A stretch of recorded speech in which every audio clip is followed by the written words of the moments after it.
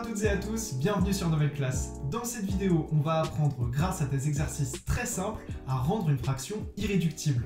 N'hésitez pas à prendre une feuille et un stylo pour faire les exercices en même temps que moi, et on est parti.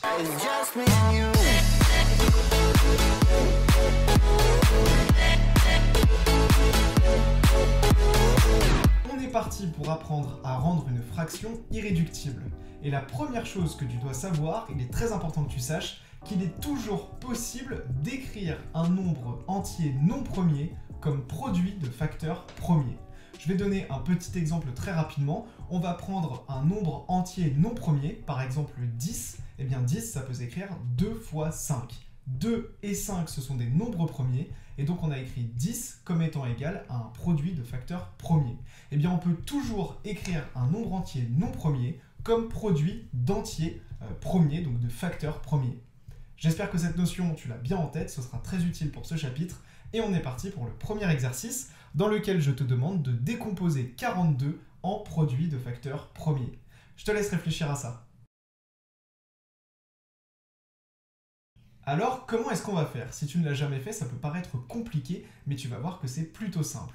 La première étape, ça va être d'essayer de diviser 42 par le premier nombre premier, c'est-à-dire le chiffre 2. Je vais donc écrire 42 divisé par 2, et je vais voir si 42 est divisible par 2.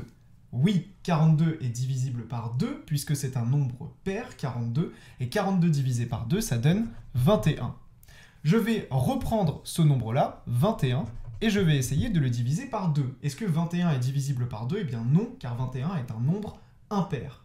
Du coup, ce que je vais faire, c'est que je vais prendre le deuxième nombre premier de la liste, c'est-à-dire 3. Je vais donc essayer de diviser 21 par 3. Est-ce que 21 est divisible par 3? Pour ça, on va appliquer des critères de divisibilité. Les chiffres de 21, c'est 2 et 1, et 2 plus 1, c'est égal à 3, qui est bien un multiple de 3, puisque 3 fois 1 est égal à 3, et donc je sais que 21 est divisible par 3. Je peux donc diviser 21 par 3, 3 fois 7 égale 21, je vais donc obtenir 7. Je reprends ce chiffre 7, et je vais repartir de 3. Est-ce que 7 est divisible par 3? Eh bien non. Je vais donc prendre le nombre premier suivant, qui est donc 5. Est-ce que 7 est divisible par 5? Eh bien non, car 7 ne se termine ni par 0 ni par 5. Je prends donc le nombre premier suivant, qui est donc 7. Est-ce que 7 est divisible par 7? Eh bien oui, ça donne 1. Je vais donc faire 7 divisé par 7, et j'obtiens le chiffre 1. Et puisque j'ai obtenu le chiffre 1, je m'arrête là dans ma décomposition de 42 en facteurs premiers. Du coup, la méthode, comme tu l'as vu, c'est de partir de notre nombre et de le diviser successivement par les premiers nombres premiers. On commence par le chiffre 2, et puis quand ça ne marche plus avec 2, on passe à 3, et quand ça ne marche pas avec 3, on passe à 5, etc. Et on prend comme ça les premiers nombres premiers, jusqu'à arriver ici au chiffre 1.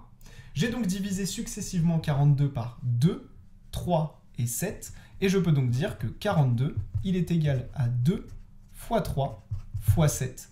Et j'ai donc ici décomposé 42 en un produit de facteurs premiers. On va continuer à s'entraîner, à utiliser cette méthode dans les prochains exercices.